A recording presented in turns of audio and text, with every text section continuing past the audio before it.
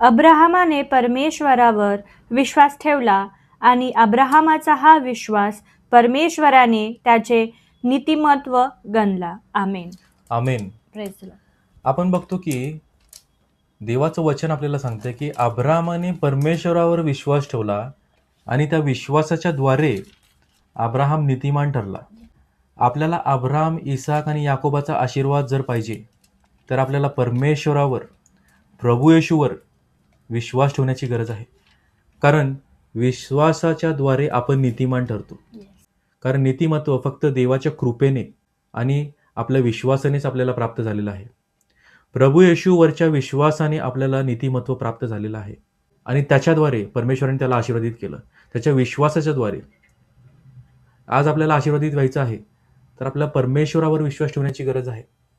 प्रभू येशूवर विश्वास ठेवून आपल्याला चालण्याची गरज आहे.